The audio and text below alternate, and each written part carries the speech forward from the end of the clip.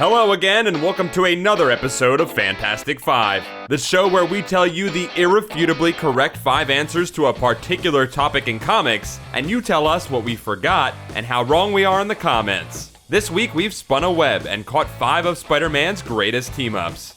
Everyone loves Spider-Man, and since almost everything that happens in the Marvel Universe happens in New York City, it's not a surprise that Marvel's most popular web-slinging New Yorker has run into basically every Marvel character at one point or another. But this week, we're not just looking for some random time Spidey and Daredevil stopped a bank robbery and got hot dogs. We're talking about the kind of crossovers that are so colossal or crazy that they only come around once in a great while. Number 5, The Transformers.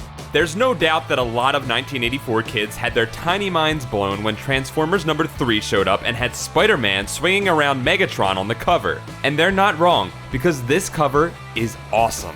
The Decepticons take up residence in Oregon and are causing the usual kind of evil, sentient robot trouble you'd expect. Naturally, J. Jonah Jameson sends Peter Parker to get pictures. That's one of those tongue twisters that happens so naturally in comics. And wouldn't you know it, Spider-Man coincidentally ends up getting involved. This is where Jameson should really have to put 2 and 2 together on Spidey's secret identity, because why on earth would Spider-Man be in Oregon? Spidey teams up with the Autobots to save one of their human pals and learns a weird lesson about cyber life and robo-death. Number 4, Invincible. It wasn't the first time Marvel and Image characters had met, but 2006's Marvel Team-Up number 14 was certainly one of the best. Not only did we get to see Spider-Man team up with a character he clearly inspired, but we also get to see Invincible's creators, Robert Kirkman and Cory Walker, reunite to tell the tale.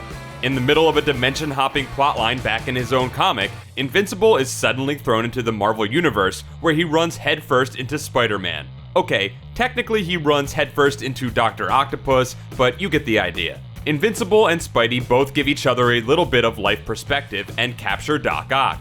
But the best part of the issue has to be when Invincible makes fun of Spider-Man's name for being so obvious, and then tries to guess the rest of the Avengers' name, assuming they're also on the nose. Number 3, SpiderBoy. What greater team-up is there than being merged together into a new character? At the apex of 1996's DC vs. Marvel Comics crossover event, things got even more unbelievable when the two companies briefly combined, becoming Amalgam Comics, and amalgamated their characters into all new but very familiar heroes and villains for a series of first issues. Take the best of Spider-Man and Superboy, smash them together, and you get arguably the most popular of these new heroes, SpiderBoy.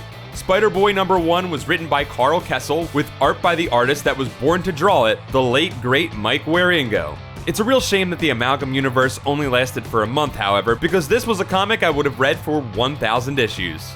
Number 2, The New Fantastic Four. If you're not familiar with the New Fantastic Four, I like to imagine their origin story goes like this. It's 1991.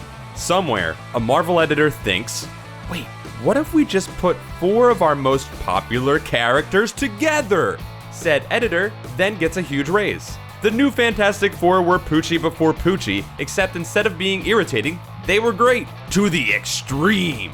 Okay, they weren't quite that in your face, but they were a totally outrageous paradigm. The team's 3-issue story by writer Walt Simonson and artist Art Adams in the pages of Fantastic Four was the kind of wonderful you just don't see every day, even in comics.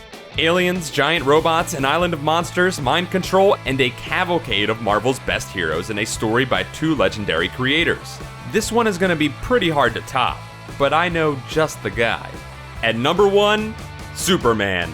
The only comic that could top all the other contenders on this list is 1976's giant 100-page epic, Superman vs. the Amazing Spider-Man. Marvel and DC's flagship characters met for the first time in an oversized, extra-long adventure against the combined mad science menace of Lex Luthor and Dr. Octopus, with nothing less than the world itself at stake. This comic is great for a lot of reasons, but one of my favorite is how it doesn't bother trying to come up with a reason these characters from 2 universes are suddenly meeting. Instead, it just pretends they've both always been in the same world and lets the readers see what they paid to see. Superman and Spider-Man fighting, then teaming up to take on the bad guys. This comic works really hard at making both characters look great, but it also does a great job filling you in on all you need to know about them in case you really only read comics from one company and are just meeting this other company's guy for the first time. Also, it has a scene where Peter Parker and Clark Kent's bosses get drunk together and complain about them.